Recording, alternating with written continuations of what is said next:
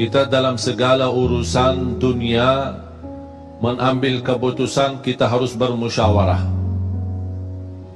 Tapi kalau dalam hal ibadah tidak semestinya bermusyawarah. Artinya kalau kita mau laksanakan kewajiban kita, masa kita bermusyawarah dulu?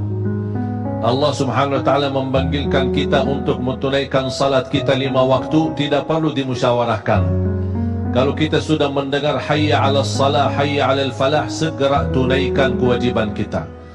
Kalau kita perhatikan dalam Al-Quran, banyak ayat-ayat yang Allah subhanahu wa ta'ala ikatkan salat dengan zakat, atau bahasa lain salat dengan infak, sebagaimana firman Allah subhanahu wa ta'ala di suratul Baqarah. Dan saya yakin semuanya hafal.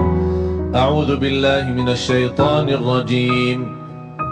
Bismillahirrahmanirrahim. Alif lam mim. Dzalikal kitabu la raiba fihi hudan lil muttaqin. Alkitab ini petunjuk bagi siapa? Bagi muttaqin. Dan Allah menjelaskan sifat-sifat mereka. Kalau kita ingin meniru mereka, ingin bergabung bersama mereka, ingin menjadi seperti mereka, ikutilah penjelasan Al-Quran. Siapa sih al-muttaqin ini? Allah subhanahu wa ta'ala sebutkan, alladzina yu'minuna bil ghaibi wa yuqimuna as-salata wa mimma razaqnahum yunfiqun.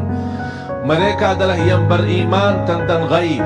Apa yang ghaib? Allah, malaikat, jannah, surga, neraka, segala sesuatu yang ghaib mereka percaya, walaupun mereka tidak melihat dengan mata sendiri.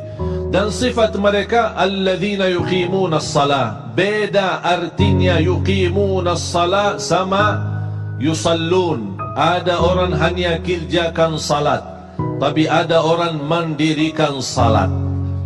Ada 2 orang salat di saf pertama, sama-sama ruku', sama-sama sujud, sama-sama membaca Al-Quran, tetapi satu diterima oleh Allah, satu tidak diterima oleh Allah. Apa persoalannya? Karena satu menghadap Allah dengan hatinya, dan satu hanya menghadap Allah dengan fisik badannya. Makanya kita melihat orang yang salat dengan hatinya, nikmat salatnya, bisa tenang bacaannya, tenang ruku'nya, tenang sujudnya.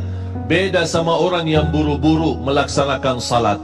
Saya pernah masuk satu masjid, habis saya tahiyatul masjid duduk. Saya melihat seorang baru masuk dan juga tahiyatul masjid. Saya melihat gerakan salatnya, subhanallah, bukan subhanallah, na'udzubillah, luar biasa cepat. Saya hanya menangkapi bacaan gerakan salatnya. Saya baca Al-Fatihah, saya baru selesai waladdallin amin, dengan saya mencuba bagaimana bandingkan bacaan Al-Fatihah dengan salat beliau, dia sudah sampai ke tahiyat, padahal baru saya selesai surat Al-Fatihah. Salat apa ini yang kita kerjakan? Banyak orang-orang berlomba-lomba seolah-olah ada juara. Siapa yang paling cepat selesai salat dapat juara 1. Inilah yang terjadi dalam keadaan kita. Makanya kita merasa tidak nikmat salat kita. Yang kita hanya kejar seminar khusyuk dalam salat, latihan khusyuk dalam salat. Sebenarnya Bapak Ibu biar faham, tidak ada perintah dalam Al-Quran memerintahkan salat yang khusyuk. Tidak ada perintah dari Rasul salat yang khusyuk. Salat khusyuk itu apa? Salat yang khusyuk hasil dari salat yang tenang. Allah perintahkan ketenangan dalam salat.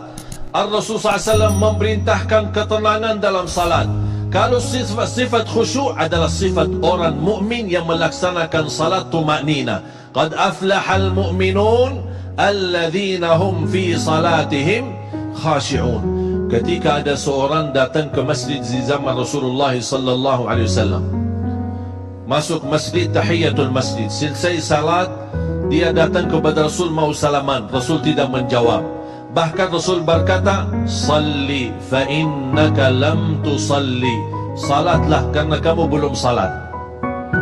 Dia pergi ke depan, salat lagi, selesai balik lagi bertemu Rasul. Mau salamat, Rasulullah SAW tidak menjawab. Salli fa innaka lam tusalli. Salat dulu karena kamu belum salat.